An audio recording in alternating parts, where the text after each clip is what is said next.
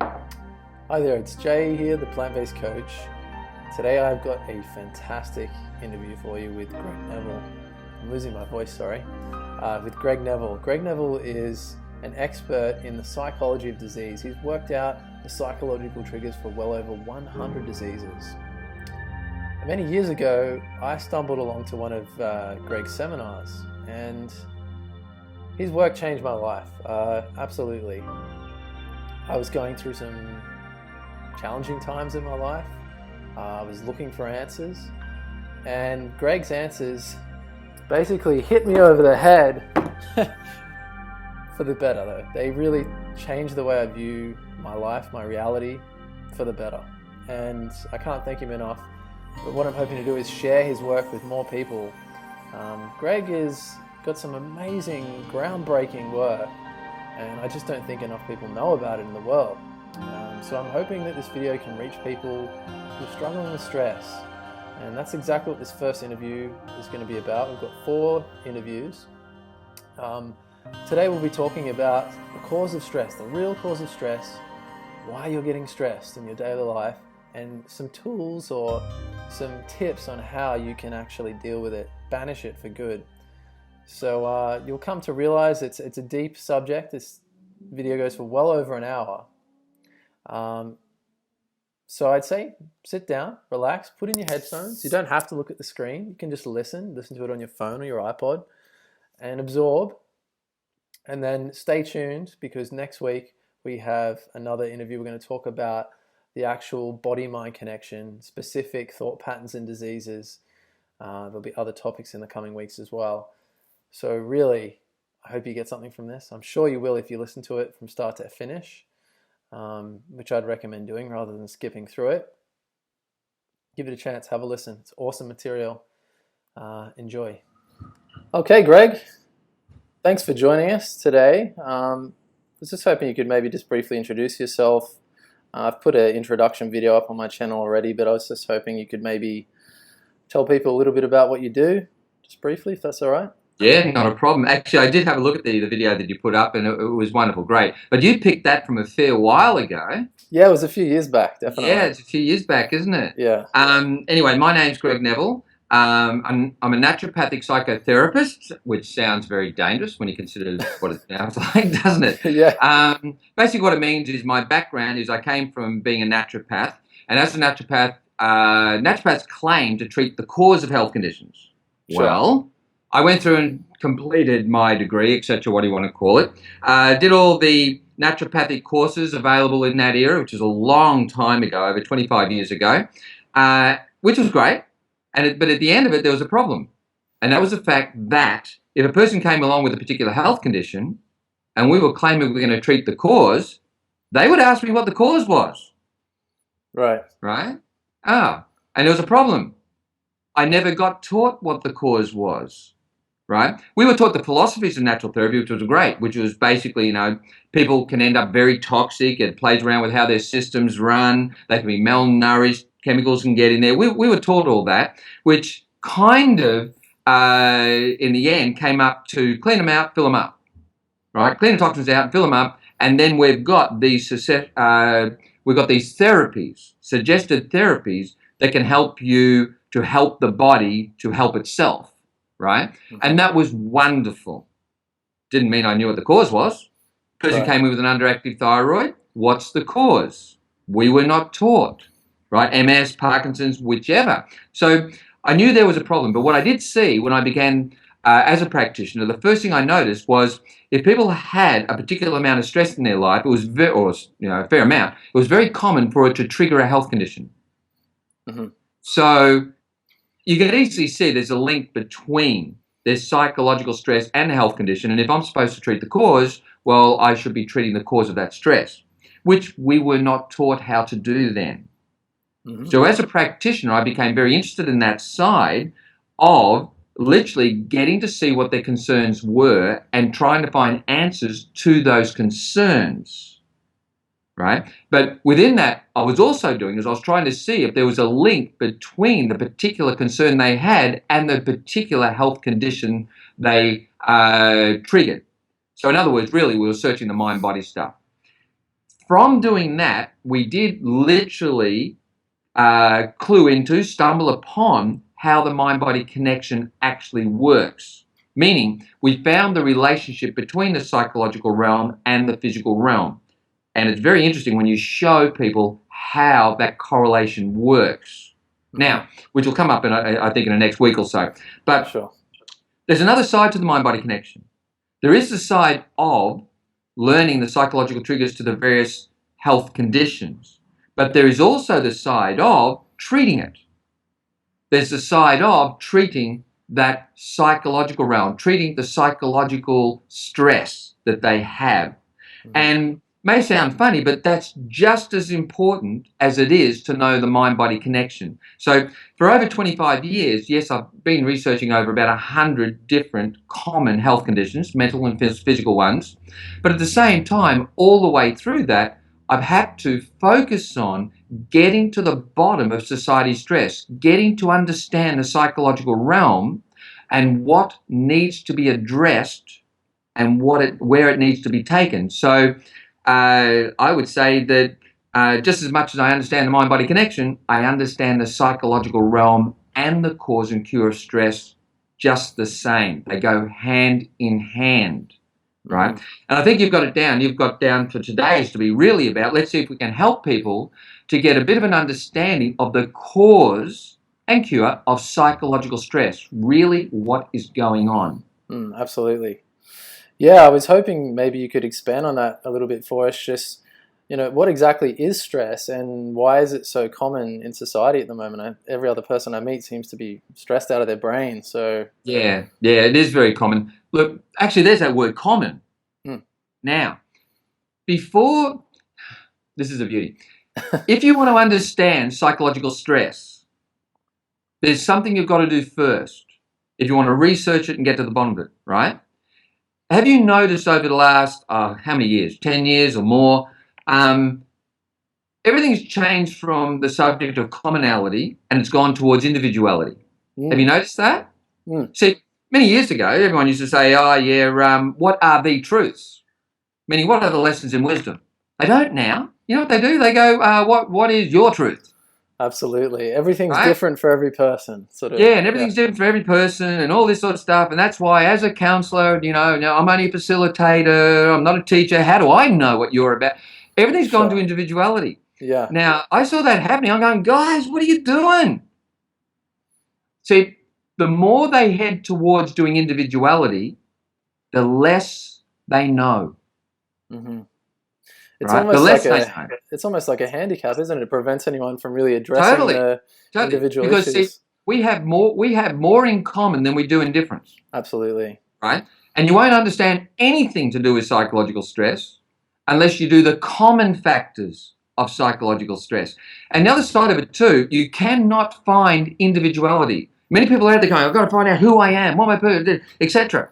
But they won't find it because how do you know what represents your individuality if you first don't know what others have got?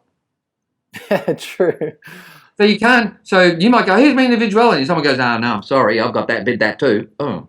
Yeah. Right? So you can't find individuality without first studying commonality. After you study commonality, you can then look at the individual and you'll see what stands out as individuality. And that is huge. So if you're going to understand psychological stress, you must start with commonality. What do all people with psychological stress have in common? Sure. But you need an understanding of that. Now, so what I'm going to do is I want to show you what psychological stress is really all about. I'm going to do it fairly quickly, right? Sounds good. And do remember, people can grow out of this. This thing I'm going to show you about here, many people grow out of it. Okay, so it doesn't mean everyone's got it, but when you see it, you'll understand why so many people are stressed. So the first thing you need to understand is, yes, we've got to look at commonality, right? Let's look at commonality. Now, I'm pretty sure you've seen a lot of these diagrams over the years that I've got here, as you've been through and looked at the courses and things many, many years ago in that line. Now, what I do is, okay, even though I just said commonality, you've got to look at first, I'm going to break stress down into 4 components. Okay. Okay, and we'll do them fairly quickly too, because we haven't got that much time here. Mm-hmm. The first thing to understand about stress is this, right? Is that we'll do it as point number one. But on this planet, there are two different opinions to the cause of stress. If you really have a look at all the philosophies out there in reference to the cause of stress, they break down into two opinions. One opinion is they say the reason why you're stressed is you're off your correct path of events, Mm-hmm. right? And so what they mean is, right, is you made a wrong decision, right? And you've gone down the wrong path of events. And to fix your stress, you've got to make different decisions on where to take your life. So you have different events so that you end up with the correct job, the correct partner, the correct kids for once, etc., etc. So what they're doing is they're saying that the events cause your stress. Right. And so to fix the stress, you've got to start having events that you like. Mm-hmm. Right? Yeah. Now, that's out there. Sounds ridiculous, but people have seen it out there. It's out there. The other option, the other way of doing it, is that they go, no, you're always on your correct path of events, and they explain why. And then they go, it's not the events that cause the stress, it's your interpretation of the events. It's what do they mean to you, Mm-hmm. right? So in other words, we assess the events via our belief systems. So when they're going to look at your stress, they go, okay, what event you've been into right now? What do you think about that event? Right? Sure. What are your concerns about it? What does it mean to you? So that second one, they're saying that it's how you look at life. It's your belief systems, your conclusions towards the events. That's what we need to address. That meaning what we're going to look at is we're going to look at what you're worried about, Mm-hmm. not what the event is. Now, so there's no doubt that from events our mind's getting data, and that data, as we're going along, right, builds our belief systems. Sure. But at any moment, right, that stress we're having has got to do with the beliefs we're holding that we're assessing events by. So that might sound a little thing, but that's a huge thing, because you can go to some therapist and all they're interested in is trying to get your life back on track in reference to events. Sure. When others go, no, that's what we don't need to do. We're dealing with stress here. Yeah. If we're dealing with stress, we're going to look at what you're worried about. We're going to look at your opinions on life. Mm-hmm. We're going to go deep. We're going to see what you think life's all about, because, hey, we're going to look at that. Now, that's where point number two comes in, right? Point number two is when you look at society, boy, is it stressed. Sure. We go, what's society doing that's causing that stress? Mm-hmm. So we've now got to go out and look at commonality. We're going to get out there and go, checking a hell of a lot of people and going, right, what have they all got in common that might be at the seat of that stress? Mm-hmm. And there is. Don't know if you're aware of it, but society has a foundation philosophy. And that foundation philosophy is this one. If you are good, you will get. If you're good, you'll get. If you're good, you'll receive, right? And we see that everywhere. We see it at school. If you're good, you'll get a prize. At home, you'll get a present. At work, you'll get a promotion. Religion, you'll go to heaven. This, if you're good, you'll get. Our mind sees, we get a dose of that daily, heaps of times. Mm-hmm. And it sounds really good. But what does it do to our psyche? To our psyche, the if you're good, you'll get says, hey, pal, you can miss out. Mm-hmm. So the first thing it says to your mind is, you can miss out on that which you need. But it says more. I mean, for a starter, how many people are out there concerned about what they're missing out on, for a starter, right? But it means something else. It actually means, if you're good, you'll get, says, you've got to live up to something that we believe makes you worthy of receiving. Mm. You've got to live up to particular criteria that would prove you to be worthy, right?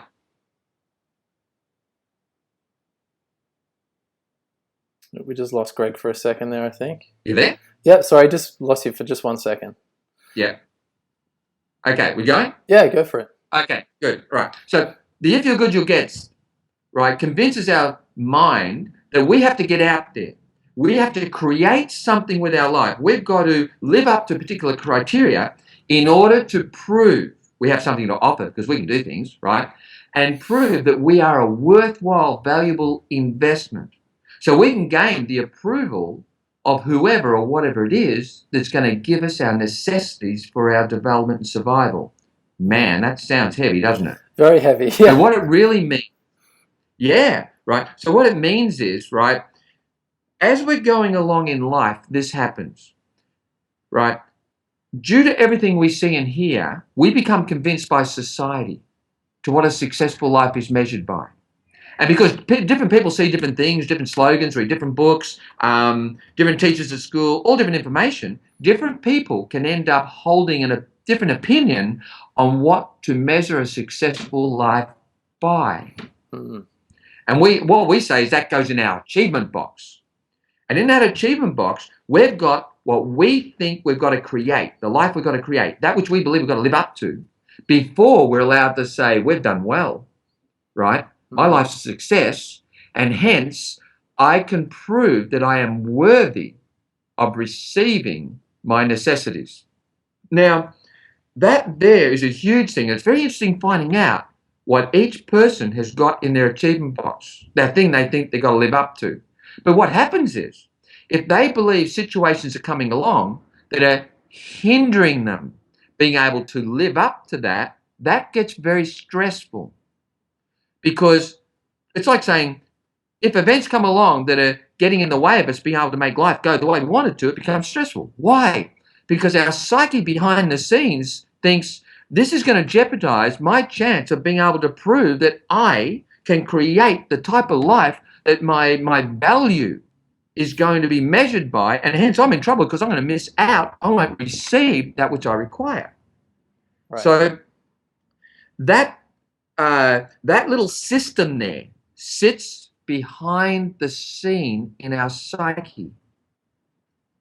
So it's like saying our psyche believes that if we can't get life to go the way we want, we're not going to be considered to be very valuable, and we're not going to be provided with our necessities for survival and development. Now, can you see from that why the subject of personal value, it's really the subject of self-esteem. How valuable do you believe you or your life is? That's what self-esteem is all about, right? That subject of personal value is so important because to our psyche, if we believe our value is dropping, right, the more we believe it's dropping, it's not, but we believe it is, the more our mind gets very scared that it's going to die. Our psyche associates zero self-esteem, zero value, right, as a means of dying. And when you get to understand that, you get to understand suicide, what's really behind it. But anyway, so what I was doing there is just very quickly running through, right, the second point to understanding the cause of stress. And the second point is society's foundation philosophy of if you're good, you'll get. Sure. Right? Which has people believing, their psyche believing they're going to miss out if they can't live up to creating a particular outcome. Right? Particular criteria. Now, that's okay. But let's do something with it. Let's just give our listeners, right, our viewers, a dose of something that we can understand from that. How about we very quickly cover depression? Yeah, okay, let's do it. Okay to do that? Yeah, absolutely. Right, let's do it very quickly. Now, in depression, we're taught that it's a chemical change in the brain. What that means is the brain's neurons aren't making enough of the neurotransmitters. There's a decrease in the production of neurotransmitters. Yes, that's there. It's not the cause of depression. Sure. But if someone thinks it is, it takes them to stage 2 of depression. The cause of depression is this. If your mind believes that you can still create the type of existence that you believe you've got to create in order, right, to be able to say your life's gone correctly and have personal value, etc. If you believe you can still create that existence, you're okay. You can get a little bit stressed if somebody looks like it's getting in the way of it. But if you still believe you can make it go that way, you're okay. But if suddenly you believe that there's obstacles that come along that are no longer going to allow you to create that existence you believe you've got to live up to, your mind doesn't change what you got in your achievement box. It doesn't go, that's okay, I'll go for something else. It doesn't. It instead goes, why bother? It gets psychologically devastated. It reaches a conclusion, why bother working on future? Really, it's saying, why bother? Here's a big one. Why bother using my creative mind to work on life? Solve problems, work on things, right? It goes, why bother doing that? Now, when it reaches that, why bother using my mind to solve things and, work on a future and goals, that conclusion is the depression. That is the depression. Mm-hmm. You call it an attitude, which is a terrible way of putting it. But that conclusion, that is what all people with depression reached. And you can trace that on all of them. Now, when they reach that conclusion, what happens is, which is the depression, that conclusion, mind-body-wise, causes the neurons in the brain to decrease their production of neurotransmitters. So that conclusion is not only the depression, it also leads to the decrease in the neurotransmitters that the medical field talk about. And that decrease in the neurotransmitters brings on the mental symptoms of the physical symptoms, right? Of the clouds, the darkness and everything like that. It's like saying, turn the brain down. If you turned your brain down a little bit, what do you reckon it'd be like? It'd be dark. It'd have all those, it'd nearly feel like it's half asleep all the time and half functional. Yeah. Right? But that's not the depression. That's the physical side. Now, so that's fine. So they go along and they're told they got depression. And they're taught it's due to you got a broken brain. It's broken. It's a disease. Right. Your neurons don't make the neurotransmitters anymore. That's the cause. So when you're taught that, you suddenly start to think, oh no, I'm really in trouble here. Now my brain is stuffed. How can I, that's the obstacle now, how can I possibly create that life I wanted to? So they reach the second why bother. All right, so the depression is now they're depressed about being depressed. Right. Right, so the depression is actually the why bother attitude towards life. That is the depression. The drop in the neurotransmitters is the physical symptom of the conclusion that they hold, and that brings their brain down, right? Brings the darkness in there, okay? And they now think, oh no, my brain's stuffed, I'll never get anywhere now, so they reach a second why bother. And that's where they are usually by the time they get to us. They're in that phase, right? That makes sense. So, of course, we're going to show them what's really going on. And then what we've got to do to fix them is we have to actually provide them with a more accurate understanding of what life's about. How dare we say that? Questioning my beliefs. Right? I'm serious. I mean, when people come to see us, they go, what are you going to do? We go, well, what we're going to do is we're going to do this. Right? They come on, they're depressed, whatever. I go, well, basically, society has taught you a little bit of an incorrect understanding of what life's about. And so what we're going to do is we're going to take you from an incorrect understanding of life to a correct understanding of life. Right? And then, with a correct understanding of life, the lessons in wisdom that we show you will make sense to you. But under an incorrect understanding of life, they will make no sense whatsoever to you. Sure. Well, we're not allowed to say that because what happens when you say to a therapist or a counsellor or whatever and people in that, we go, we're going to show people a correct understanding of life. Who are you to their say answer is, what's correct? How dare you say that? Yeah. Exactly. And I turn around and go, well, isn't that our role? Sure. And I kind of feel like saying, but I don't. I kind of feel like saying, well, weren't you taught in your course what a correct understanding of life is and what the purpose of life is and what a person's value is measured by? Weren't you taught that? Well, no, they weren't. Right? So what's going on? And they also don't have a means by which to check what they're saying. See, when you learn the mind-body connection and you learn which thoughts trigger each health condition, you have a clear means of knowing which thoughts aren't correct. Body tells you. Sure. Body tells you which thoughts aren't correct. You hold these thoughts, you get that condition. You hold these other thoughts, it allows the body to run correctly. So what does that mean? The body is an example of life. And the incorrect thoughts about life don't allow the body to run correctly, which is an example of life. But the correct thoughts about life they don't interfere with how the body's running, which is an example of life. So mind-body connection allows you to understand a hell of a lot about which philosophies are correct and not. Absolutely. But as you learn the lessons in wisdom, they actually explain which are correct and why. But anyway, so in there, right, we literally have to go, well, what we're going to do is we're going to show you a correct understanding of life.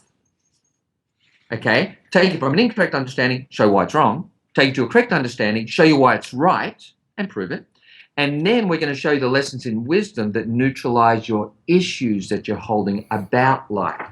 Mm-hmm. Now, so what happens is, in a depression side, they're holding an understanding of life, which has got the if you're good, you'll get at the very seat of it, right? Well, there's something just below that, which we'll cover in a moment, right? But they're looking at life through that. So hence, when things aren't going the way they want and they're not able to, it looks like they're not going to get life to unfold the way they want it to, they can't psychologically handle that. They're devastated. Because to them, the whole purpose of life was to get life to unfold the way they wanted to be able to prove that they're valuable and hence will receive. That's going on behind the scenes, right? So we literally have to alter that understanding to a correct understanding. Let's have a little look at what that correct understanding is. Absolutely. Right. Now, in point number 3, we are doing this so fast at the moment. In point number 3, right, we show that there's 2 models for measuring personal development. There's 2 models for measuring your development. One model is called the achievement model for measuring your development. Very interesting out there. What's that model? That model is this one. Measure yourself, measure your development by your achievements. We've all heard that, haven't we? Right. Now, in that achievement model, what they're doing is, right, you got goals, fantastic. And you're going about trying to achieve them. That is brilliant. Are you aware that with every action you do, from the moment you're born to the moment you die, you are trying to control life? Every action you ever do in your whole lifetime, you are trying to control life. So don't ever say to someone, don't try and control life. Because every action you do represents you trying to bring about that which you believe now needs to come into existence. Right? So life's not about not trying to control life. Life's bigger than that. Right? So in the achievement model, this is where they go wrong. They say measure your development and measure your value by whether you're not. You got it to go the way you wanted to. That's where the problem is. Right? So what does that mean? If you're out there trying to make things go the way you want, you've got goals and you're working on it, you're trying to make it go the way you want, if it doesn't go the way you want, your mind starts to believe that you have no value. Right? And that you're not growing. Now, that's where the problem is with the achievement model. Now, there's another one called the wisdom model, which is completely different. It's this. Okay, you've got goals, you're working on life, which is fine, totally good. But what they're doing is they're saying this. While you're going about working on life, which you actually do every day, right, life develops you. What a concept. Meaning, you're out there working on life, and you've heard the phrase, we grow from our life experiences, right? So what that means is, while we're out there working on life, what is going on? Our environment is providing our psyche with data, right? That's what the phrase, we grow from our life experiences means. It means, while we're going about working on trying to take life the way we want, we're getting hit by light rays. We're getting hit by sound waves. We have our sensors on our fingers, on our arms and things, right, providing our mind with data. And that's data from our environment. And that data is coming from life. It's coming from reality. Right? Meaning that tree you see exists. You've heard those comments about, oh, there's no reality, all there is your own reality. It is so easy to prove that's rubbish. Yeah, right. Right? So anyway, while we're out there, it is. There's ways of proving that straight away, which leaves them dumbfounded when you show it to them. But anyway, while we're out there trying to make life go the way we want, which we do with every action, right, which is beautiful, right, life is providing our mind, our brain, which doesn't go against our development, it is providing our brain with an education on reality, an understanding of life, right? And it just so happens that wisdom is an accurate account of reality. All the lessons in wisdom define reality. And reality is simply a development process.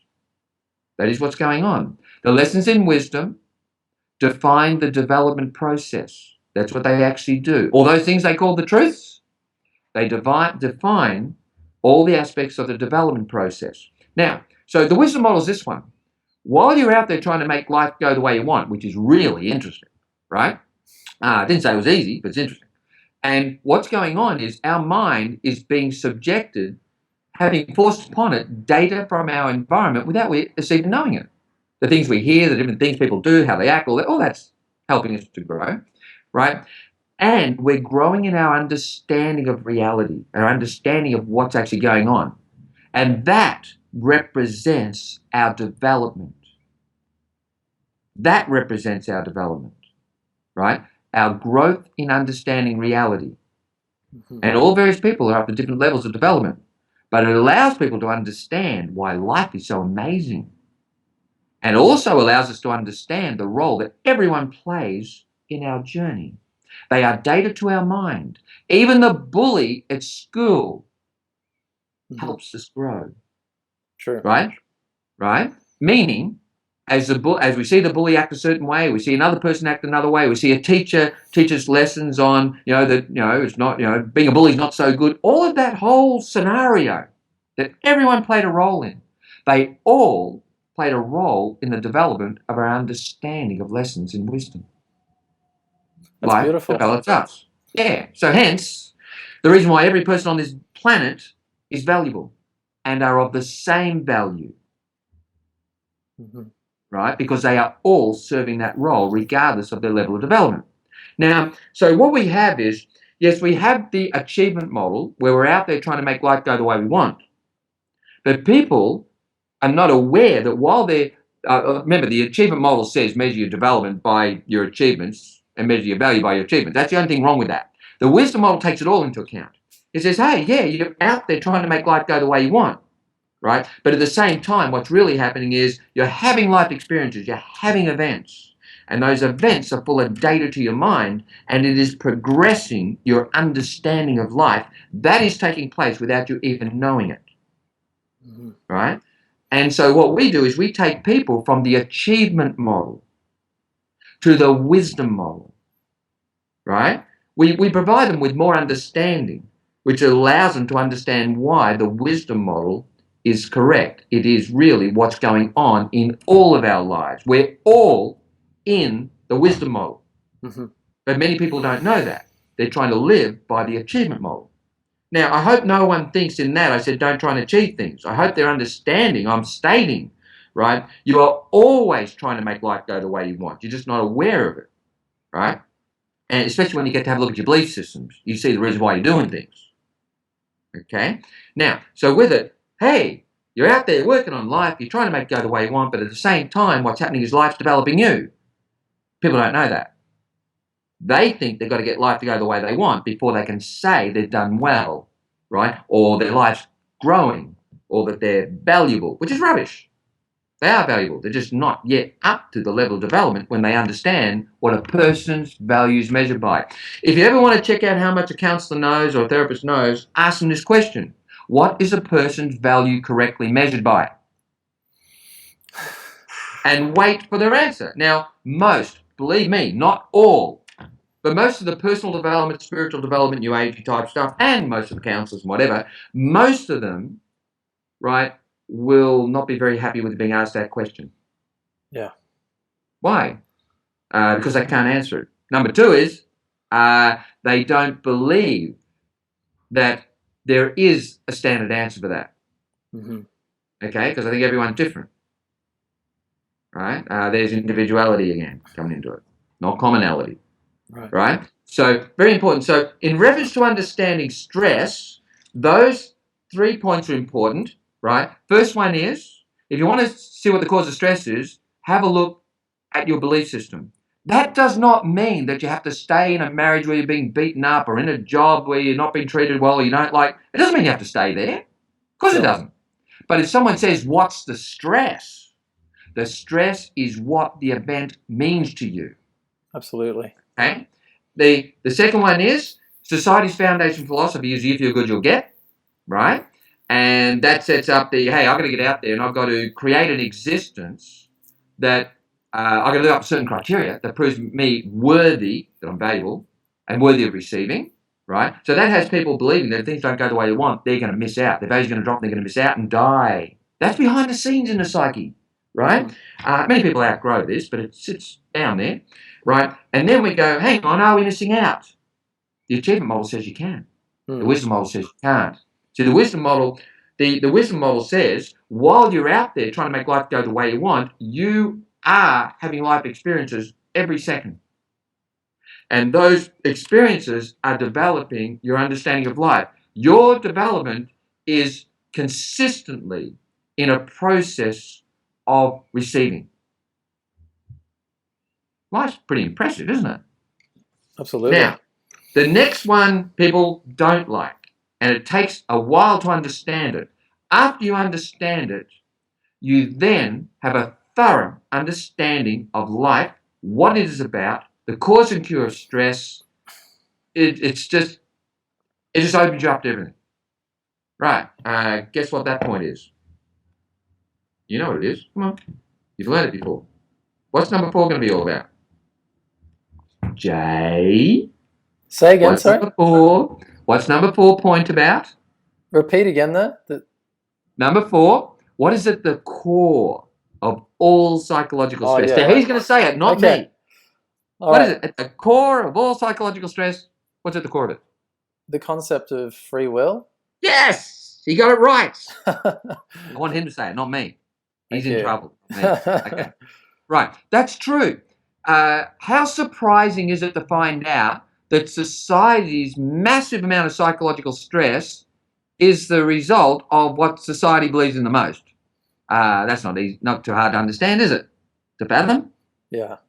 Right. At the seat of all psychological stress, at the seat of all suicide, all wars, all guilt, all anger, all regret, is society's, I won't use the word foundation philosophy, their concept that you had choice, mate. You could have chosen to have acted differently at that moment. You know that. You knew, right? Society's concept of free will is at the seat of why we believe life can unfold different ways and hence go wrong for us. It is at the seat of why we get so angry at everyone, because we believe, they should have known, they could have acted different. Oh, are you aware that the moment you understand that person couldn't have chosen to have acted different, your anger towards them stops instantly? Yeah, Greg, can I just say, I can't get angry at people knowing that. It's almost impossible, because I understand, well, they were just behaving how they could in the moment. Yeah, stop lying to the audience, pal. All right, well, the anger doesn't last. The anger doesn't last. That's right. Very good. See, what happens is you can have reasons why you believe, now that person should have known, right? And what will happen is, of course, you'll get angry. Yeah. But what's happening is because you understand that the person couldn't have chosen to have acted different, that kicks in and your anger comes back down, right? So, yeah, right. So, guys, you're not superhuman, all right? True. Now, so what happens is many people incorrectly believe that anger performs the role of making you take care of an injustice. I can do a diagram that shows that it's not actually for that. Anger serves the role of letting you or others know that the person who's angry needs help with learning that the other person couldn't have chosen to have acted different, right? Now, the other side is that does not mean we are condoning the other person's actions. Sure. Right? Not at all. Not at all. Okay. So many people think, well, you must be condoning. I say, we're not. It's clear proof that the way the other person's acting, we may believe the way the other person's acting is incorrect, and we could be accurate, and hence that other person still needs help with growing. So we're not condoning it. But do you know how nice it is not to feel so friggin' angry? Sure, I do. Yeah, I think that little component is missing from most anger management courses. Yeah, right. Right? Okay, now, so within it, in that concept of choice, you could have chosen to have acted different, right?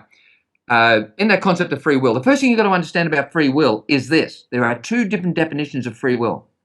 2. The first definition is when they're saying you have free will. You can choose not to do what someone else tells you to do. That's the first definition of free will. You can choose not to do what someone tells you to do. Okay. there is a different definition 2, and it's this one. No one else involved, just simply this. You could have chosen to have acted different than you did. They say you have choice. You could have chosen to have acted different than you did at that moment. Now, that's a completely different topic, isn't it? Yeah, it is. Right, totally different. Now, that's the one that many people use as free will, right? Which they do. They go, you had choice. You could have chosen differently at that moment, right? I can prove they can't. I have to prove that on every client that comes through, because at the seat of their psychological stress, at the seat of it, at the seat of the philosophies they're looking at life through, is the concept of choice, that you could have chosen to act different. That is what's behind the if you're good, you'll get. Do you think you could give us an example of how you do that, Greg? So people like you right now who are thinking, oh, surely free will exists, and It's a big one. It's a big one. We got time? I think if you could just, I remember you giving an example once of... I can't give you an example. I've got to show it to you. Believing in something that we don't really believe in. Trying to convince ourselves, you know? Can't give you an example. No, it's got to go a bit other way. We've got to actually do it a little bit, right? All right. Okay, here we go. Now, when I do this in a class or I do it with a client, I build it, right? I don't just spray it out like this, okay? Now, but we'll do it. I have to get them to totally understand what I'm saying so they can understand what I'm saying is correct. Sure. Right? So I go through those two things I said a minute ago a few times so they actually get it, right? Now, but let's do it, right? We're doing the concept of free will where they say you had choice, you could have chosen to have acted differently at that moment, right? And as you know, everyone says you got choice, right? Do you know they never look at why you didn't act differently? Funny that, isn't it? But anyway, now, okay, so what they're really saying is this. They can say we can choose what we believe regardless of our beliefs. You had choice. They say you have choice, you can choose what you believe. And number two is you have choice, you can choose how you act, regardless of your beliefs. Meaning, what they're saying is you are not governed by anything. Free will is the concept of you are not governed. You have choice. Let's test it. I like that. Are you kidding me? Testing it? Who would do that? Are you aware that? Okay, it makes sense. Are you aware that the toy world, not the company, but the toy world, took regret to court last year? What? I'm serious. The toy world took regret to court. And you want to know why? See, going back about 100 years ago, the toy world outlawed regret. Because of all the pain, the sorrow, the sadness, the thing, and then they went with it. Sure. Okay? Now, but what happened is kids nowadays, what do? They don't look after toys as well, some of them. So some of the toys got a bit upset with that, a bit dangerous. So they decided they were going to take regret to court, and it was a fox. Regret was going to go to court, and in court they were going to get it outlawed again. But the parliamentary board for the toy world said, we can't do this. We know what it was like. So the toy world stepped in and they organised a court case. They called regret to court. And they were going to prove that regret should still stay as a, what's the term they used for it? An unjustifiable detrimental influence.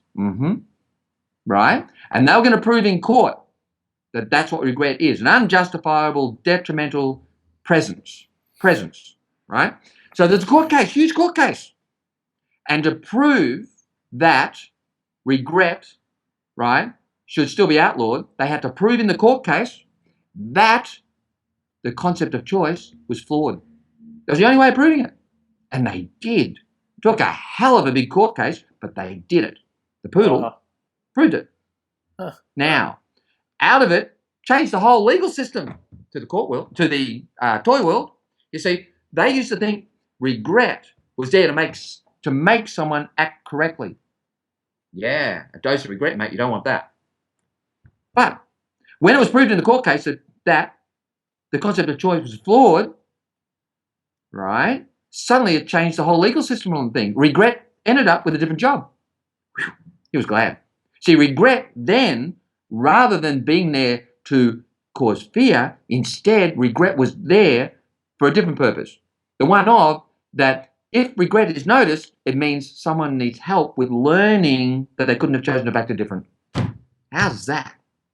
That's No, really hold nice. on. That was a book I wrote last year. Oh, sorry, mate. That was a book. That was a children's story I wrote last year. Classic. Just in one self-esteem.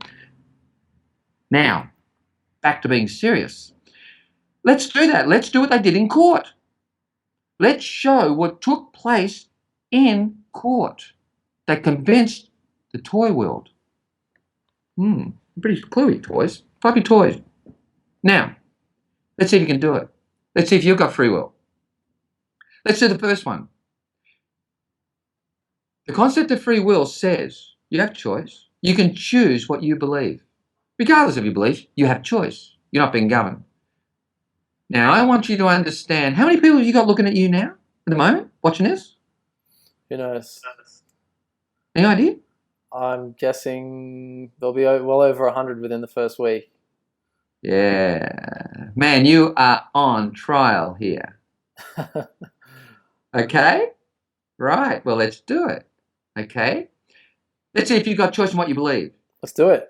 Right? I want you to think of something that, you seriously wouldn't believe. If someone came up to you and said to you, da-da-da-da-da, whatever it is, right, is true. What is something that if someone told you was true, you wouldn't believe it? You simply just wouldn't believe it. Can you think of anything you wouldn't believe? Not something that if you went out and you got data on it, researched it, maybe you'll believe it. I mean something that if they came up now, you'd no way known you would believe it. Yeah, I think you'd have trouble convincing me that Santa Claus existed. No, not trouble convincing you. I'm saying something you just would not believe.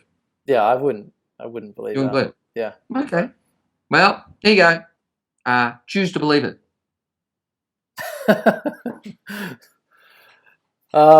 Yeah, I can't do that clearly. No, you can't, can you? Yeah. So what happened to your choice, your ability to have choice in what you believe?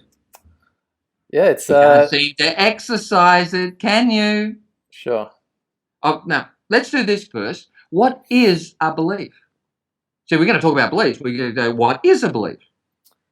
It's a group of understandings about something. Very good. That's the right word. We can say they're your opinions, your conclusions, etc., etc. Hey, what do you reckon, mate? Well, I reckon, they're our beliefs. But the best one is what you said. It's our understanding. So I'll read this out. What is a belief? All right. A belief is an understanding a person holds. This understanding consists of the data that has enabled the construction of the particular understanding. And it is the logical construction of the data that qualifies the understanding. Do that again.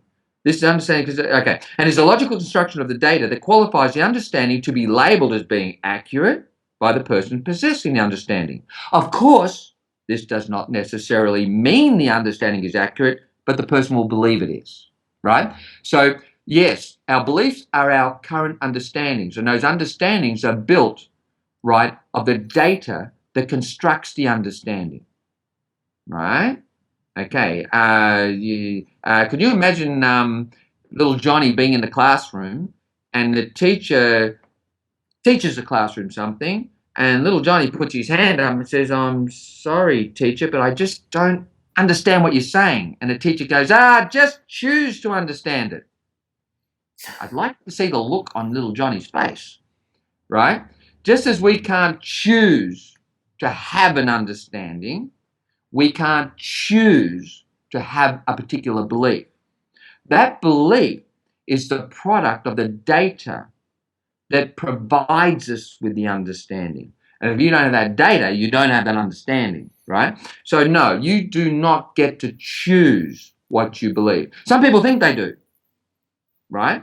A knock comes to the door, and they open the door, right? And it's some religious group, and they're trying to convince you. So they're trying to convince you of something, of their religion. And you go, "I'm sorry, mate, but I don't believe you," and you close the door. And you think to yourself, "See, I just chose what I believe." I go, "No, mate, what happened there was you did the opposite. You're actually showing us you cannot choose to believe them." That wasn't an example of you choosing a belief. It was an example of you exercising your beliefs. You Sure. literally said to them, you can't choose to believe it. Anyway, now, let's do the next one, quickly. They say we can choose how we act, regardless of our beliefs. You ready for it? Let's see if you can. Right? Do you have choice in how you act? Right. What is something you would not do if I told you to? What is something if I told you to do, you would not do it? I mean, really, something you just would not do if I told you to do it. What would it be? Any ideas? Something you, I mean, seriously, you would not do no matter what. Gosh, hit a stranger or a woman for no apparent reason. I just couldn't do that. Watch him, girls. Watch him. He's good. He's good. Okay. So you wouldn't do it for no apparent reason. Yeah. Okay. But what if there was a reason? There was a reason to do it? I mean, that's a good one. I reckon if you place that in the list of the big ones, man, that's excellent. All right. So we'll leave it with that. Right? Okay. So you would not hit a girl. Yeah, no, I wouldn't. You got a girl in your house at the moment? Not right now. Damn, could have used her at this moment. Okay, go and hit a girl. I don't care who, where, what. Go and hit a girl. Yeah, I definitely couldn't do that. I guess if they had an axe and they were swinging at me, maybe. But they don't have an axe, do they? Yeah. Just go and hit a girl. No, that's not going to happen. So what you're saying is you can't choose to do it? No, I couldn't. No, so you do not have choice in your actions. If you did, you could just go and do it. Yeah, for sure. Right? So you do not have choice because you can't just go and do it. Choice means you could do it. See, what are you being governed by? I'm being governed by my beliefs. That's exactly right. Yeah. But the concept of free will says, oh, we're not governed. I have never, ever come across such a person, ever. Right? We are governed by our beliefs. Where the problem is the therapists are not analyzing people. So the wife beater he's not, the only difference is he's got a different set of beliefs that allows him to hit a woman for whatever reason. That's exactly right. So what's happening is people are not learning to psychoanalyze people. But hang on. Why would we psychoanalyze people if they're not run by beliefs? Because the whole purpose of psychoanalyzing people is to actually get to that which is governing how they perceive something and respond to things. That's the whole purpose of psychoanalyzing them. So why would we psychoanalyze people if they didn't have anything governing them? That'd be funny, wouldn't it? Yeah, I'll just move back a bit. But, there are a lot of therapists out there that spend their day, who do some psychoanalyzing, but still say we have choice. Sure.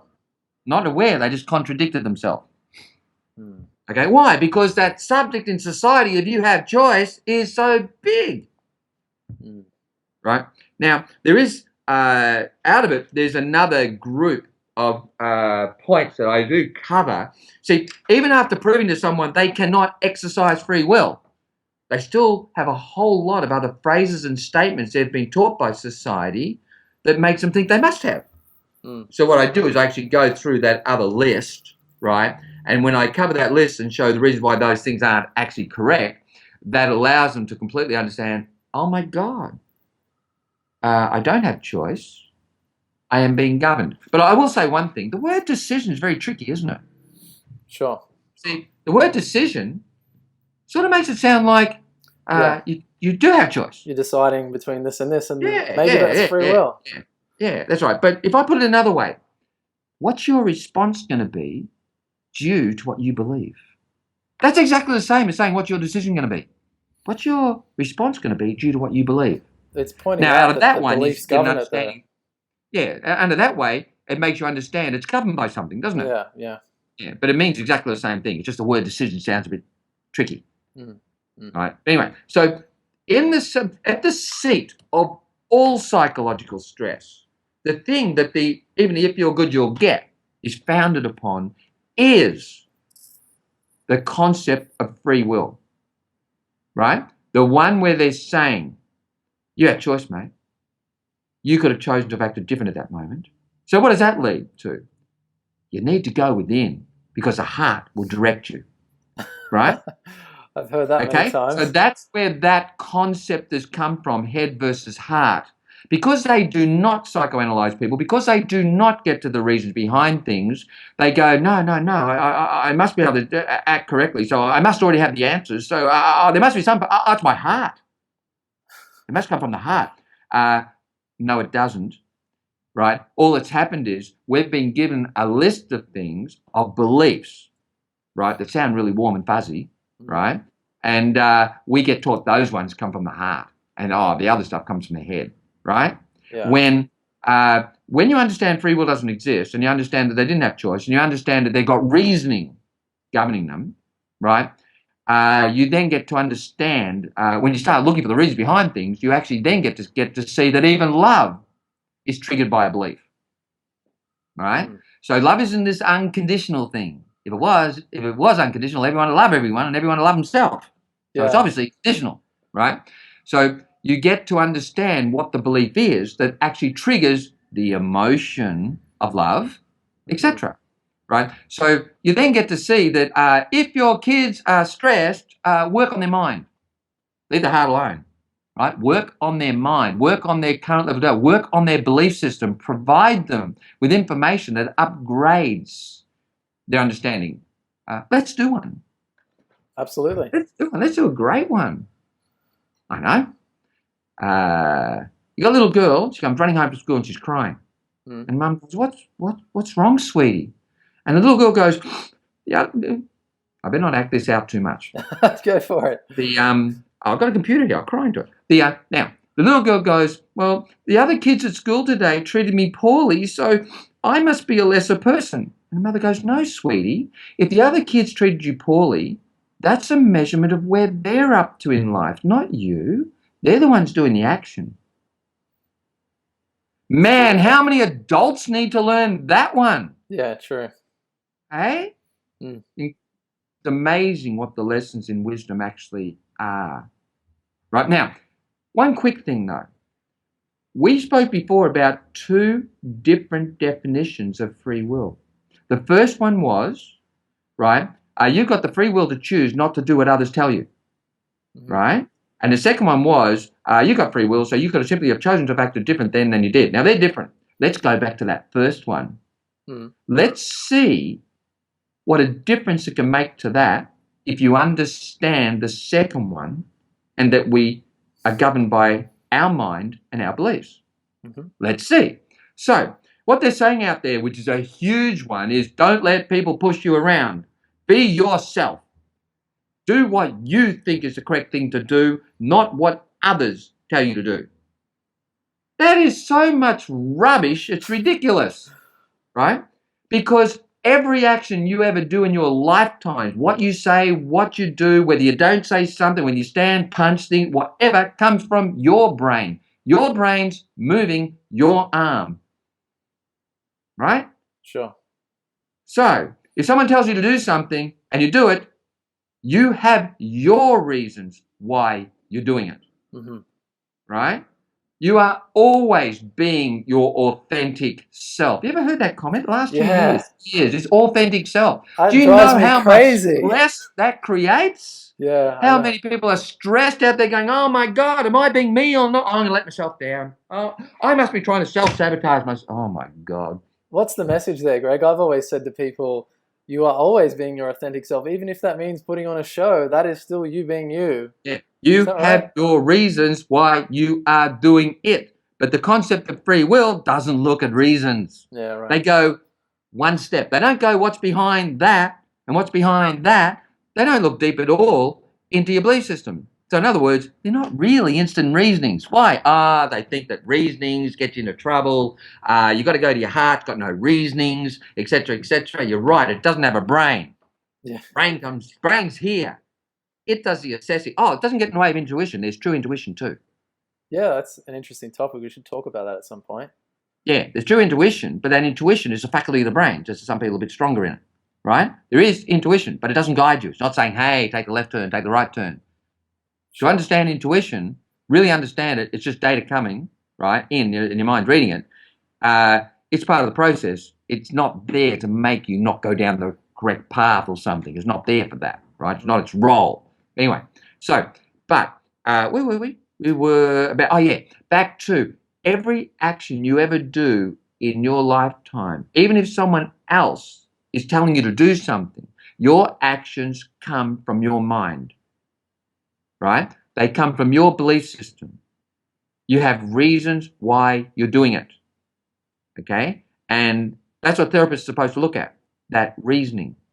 And if there's something not correct within that reasoning, they've got to show you what it is and why it's not correct, right? And, right, then they've got to show you what is correct and provide you with the information, right, that has you understanding why that's correct. Mm-hmm. Counselling courses are missing out a little bit, aren't they, nowadays? Absolutely. Not all that's in there, right? So with it, right, that first concept of free will, don't let others push you around, you make sure you're doing what you want, that's crap. It falls apart when you have the other understanding. Yeah, that's right. And it doesn't really help much in that idea that everyone's helping each other to grow, does it? Yeah, true. Right? Remember, right, the valuable role that every person on this planet is playing, the reason why they are valuable, is that every person on this planet is serving as data to other people's minds. That is what's going on. I'll give you an example in a moment, right? So, but this concept of don't let other people push you around, make sure you're doing with your inner self, your authentic self, doesn't really go along with that, does it? It doesn't allow us to understand the concept that everyone's playing a role in our development. We're getting this education and everyone's interfering with it. And don't you dare influence others. Man, have you ever heard that? Yeah. When they look at you, you're influencing them. You're data to their mind. Or don't judge anyone either. Yeah, classic. When we look at a person, our mind assesses them, right? So it's assessing them by something. I hope they're assessing them by the fact they're only human. Yeah. That's a good way to assess them because they are only human, right? And to understand what that is. Okay, so no, we do judge. What's interesting is what we're judging them by, isn't it? That's what's interesting, is what are we judging them by? A lot of stuff out there is judge them by whether or not they're superhuman. Because most of the information out there that we're receiving, you ever tried to live up to it? Yeah, I think that's why you get stressed and depressed and crazy. Well, under the achievement model, where you're measuring your value and your development by whether or not you get something to go the way you want, you literally have to feel you're at the center of the universe and you can control everything, so that nothing gets in the way of how you want it to go before you can feel good about yourself. Pretty hard. You could have chosen to act different at that moment. To live up to that, you'd have to be superhuman. It really gets quite hard to live up to some of the things. How about this one? Do you have negative thoughts popping into your head? Yeah. You got to stop these negative thoughts from popping into your head. Absolutely. Yeah. Imagine when you understand depression and you understand that people who are depressed, every second of their day, they're going about, how am I feeling? Am I up? Am I down? Am I having a negative or positive thought? Yeah. Their whole thing is about that, right? And imagine telling them they're not allowed to have a negative thought pop into their head. You'd pretty well make them jump off the bridge because they find out they can't stop negative thoughts popping in. Yeah. So, what's more accurate than stopping the negative thoughts popping into your head? What would be more accurate than that? Well, negative. What do you mean by negative? Very good question, because if anyone ever, I'm so glad you said that. If anyone ever says to you, you need to be more positive, you know the first thing you do is you thank them. You know why? Because they probably care. But then what you do is you look at them and you go, what do you mean? What do you mean by positive?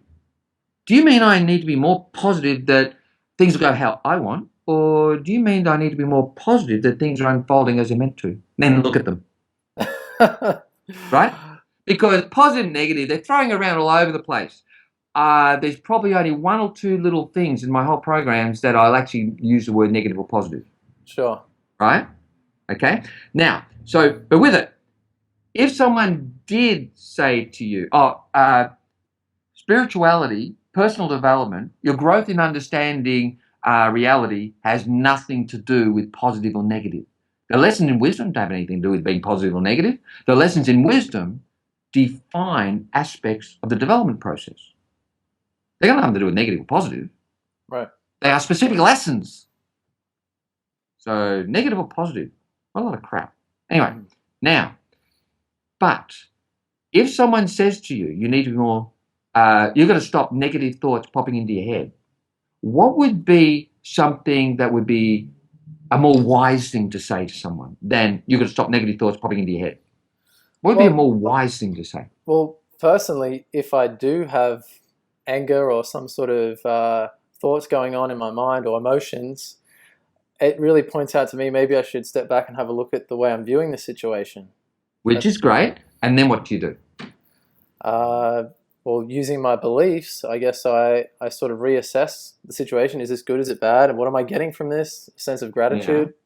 Is that what you mean? Gratitude's great. Good. Right. And then you what? You apply it. Oh, yeah, absolutely. Apply it, Yeah. So what happens is, rather than saying stop negative thoughts popping in your head, with the way the brain works, the correct way to go is, when a negative thought pops in, which it will, right, apply the lessons that you've learned to it. Sure. Right? So in other words, that's a very important part of helping people when you're counselling them, right? You're providing them with the education on life. You're providing them with the lessons in wisdom, the understanding. You're providing them with that. They don't have it. It's not within, right? Is it? Yeah, you are providing it, right? Now, what you need to do is you've also got to teach them a wonderful lesson in wisdom. The reality of the fact that the old ones can still pop in. You might smell something and it triggers it. Neurons are still in the brain. Yeah. That's why you can still remember them, right? For sure. So you might see something and one of those old, not so good, correct thoughts pops in, conclusions, right? Well, then you apply what you've learned. Have you ever seen anyone, when someone cuts their hand, ow, and they get their cream and put it on it? Yeah. Have you seen anyone put the cream on and then cut their hand? No. I haven't seen it. I haven't. But anyway, it's called apply what you learn to it. That's what it means, apply. We're not supposed to try and stop negative thoughts popping in. They happen all the time. So what we do is we apply our bigger things. Now, I will say this too, right? There's a little picture, big picture. They all talk about it, don't they? There's this little picture, big picture. It's true. The little picture is this one. Really, that's what it is. It's when you're going about trying to make life go the way you want. I mean, just your daily activities. You're going about trying to make life go the way you want. Okay, that's little picture. Big picture is different. Big picture is when you stand back from it all and look at it all via an understanding of what life's really all about. The wisdom model. So the little picture is you're in there trying to make life go the way you want. Fantastic. But every now and again, you might have to stand back and have a look at it through the big picture. Right? So in it, right, you can have counsellors out there, which is great, trying to help people on how to achieve goals, and that's all fantastic. But if you want to address psychological stress, that's got to do with the bigger picture. That's got to do with standing back and applying, right, the education you've received on what life is really all about. Applying it to it, right?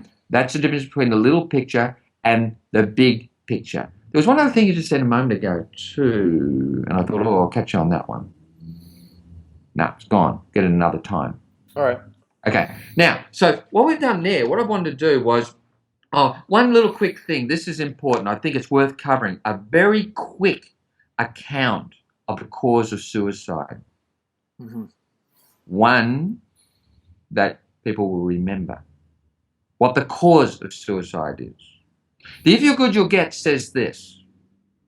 To your psyche, it means you've got to get out there and you've got to live up to particular criteria. You've got to create, right, a particular outcome in life, particular criteria, that you believe will have you deemed as being valuable, worthy of receiving, right? And if you do, you'll receive your requirements. But it also means if you don't get out there and achieve whatever that criteria is, right, your value's dropping. And to the psyche, that means the further your value drops, the less you'll receive, and hence you'll die. To the psyche, it doesn't only think you can get hit by a car and die, it also believes that if your value drops too far, you die. Very important to understand that if you've got anything to do with counselling and things, whatever, right? If you're dealing with self-esteem problems. Now, right, Suicide happens this way. Okay. The person begins to believe that their value's dropping. It's not, but they believe it is. They're not measuring value by the right criteria. They begin to believe that their value's dropping because they're not living up to, right, the type of criteria they believe they need to. As their value starts to drop away, the more it heads towards zero, which they think it is, but it's not, life becomes more psychologically painful. They believe their value's being eaten away, silly way of putting it. Right. Mm-hmm. Now, okay, they get to a point where they believe they cannot let it drop any further or they could die. So what they do is they're faced with this, right? I can either keep going another day and risk stuffing up, right? And hence my value drops to zero and I die, or I need to get to another place where the pressure is off my value. I need to get to another place where the pressure is off my value. That's suicide. They are not, it's not that they want to die. They are trying to live. They are trying to protect their value. That's where they see their existence to survive. Mm-hmm. By getting away from this, which is, they believe, threatening their value. Mm-hmm. Now, that's the cause of suicide. When you study, when you analyze the person with suicidal thoughts, right, and you get to understand what's in their achievement box, and it can be so different than what you might think it is, right? And then you look and see, right, what obstacles they think are there, right? You can follow it and you can literally see why they believe their value is dropping and hence they're becoming suicidal, right? Now, so in there's a bit of individuality, isn't there? There's individuality in reference to what they've got in their achievement box. That could be so different, a little mix in there to others. But when we look at the mind-body connection next time, I'll actually show you how the mind-body connection works. One little thing is interesting. Are you aware that if we took... Oh, I know the thing I was going to do for you. Yeah. You know the one about don't go within? Yes. Well, what they mean by don't go within, what they're really saying is you already know all the answers. That's what they really mean. Reconnect to your knowings. You know what that means? Yeah. Never have I ever found a person who holds that concept that their lessons in wisdom are accurate. Ever. Because what they think are lessons in wisdom are not lessons in wisdom, right? They've got a couple of the lovey-dovey ones that are on top, which are nice, right? But not the real core stuff. Right. Because that concept of go within, you already know, doesn't even allow you to understand why every person on this planet is bloody valuable. Contradicts it.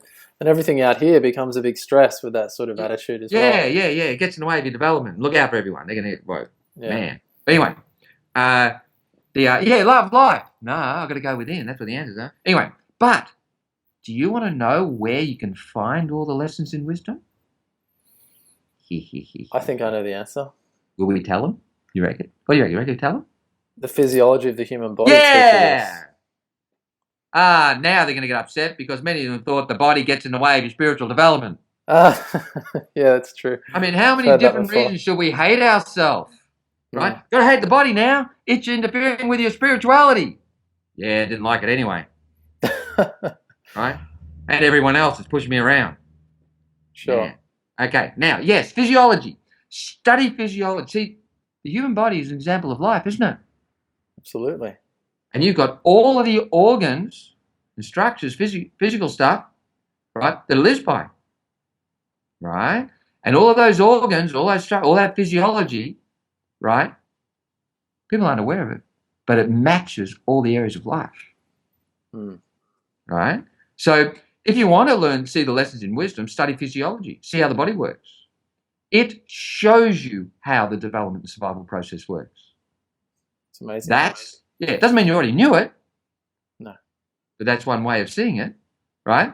So, the mind-body connection, which we will show next week how it works, many people aren't aware that if you get a physical body, if you get anatomy and physiology and lay it out, right, if you get a business and you lay a business directly on top of it, they're identical. They're absolutely identical. If you go and get your life, all the various areas of life, and you lay that on top of the body, it's identical. That's why when you get stressed about a particular aspect of life, it influences a matching physiological process in the body.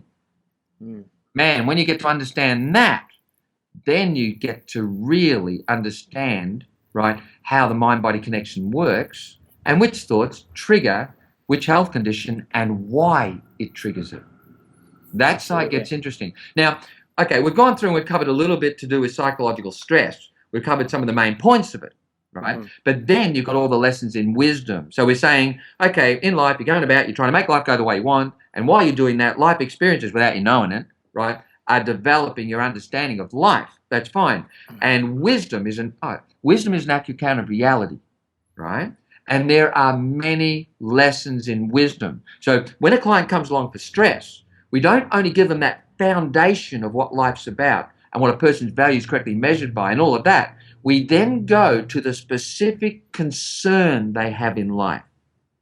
And there's a lesson in wisdom for that concern that neutralizes that factor they're concerned about. The lessons in wisdom do not give you control over life. They neutralize your concerns about the various aspects of life because they give you an accurate account of that area of life. Right? So mind-body stuff next week, right, you'll get to see that. Now, what I want to do is, we rush through this. I'm going to do a plug. You'll have to do a plug here. Right. We rush through this, okay? But this here is laid out, right, in an audio program that you're able to sit back and listen to. And I've just finished my latest model of it, right? It's an audio program that takes you right through all of this. It explains the psychological realm. It explains mental health, depression, anxiety, the different types of depression, schizophrenia, addictions, and all of those realms, right? The audio program takes you right through that and even includes the 7 points for permanent cure of depression, right? Now, it's a great thing to have. Get it, right? Get it. Okay. Now, if someone wants to find where to get one of those from, there's a website that you can order them through. I'll just let you know what it is now. Yeah, I can post it in the description box as well for you if you send me the link. Thank you very, very, very much. The website's gregneville.net. That's easy. gregneville.net. www.gregneville.net, right? That gives you access to that. Now, also next week, what we're going to do is when we actually cover the mind-body connection, am I allowed to say don't miss out on it? It seems like if you're good, you get, doesn't it? But anyway, right? In it, you're going to see, we will show you how the mind-body connection works so you understand it. I promise you that. There is also a book. You don't mind me doing this, do you? There is a book called The Psychology of Health, right? Very thick, very big, 400 pages, covers over 100 health conditions and shows you the actual psychological triggers to them. And I think I've got a lesson for most of them. But anyway, that's in there. That's on the website too. We're going to be covering this next week, right? It's a great one to have because then you can literally remember some of the stuff we talk about. Yeah. Anyway, they're available. So that's about all I think we've got for today, isn't it? Yeah, that's fantastic. You're giving me so much more information than I was expecting, Greg. So thanks so much for sharing your time with us. I really appreciate it. My pleasure. And yeah, I hope, I look forward to meeting everyone again and continuing with this. Absolutely. And if anyone has very much, Jay. I thank you very much for putting this together. My pleasure, Greg. And if anyone has any questions about what we've talked about tonight, of course, just post them in the comments below. And if we have time, we can maybe address them in next week's interview. Fantastic. All right. Thanks again, Greg, so much for your time. And look forward to talking to you next week. Thank you. Bye-bye. Thanks, mate. See you later.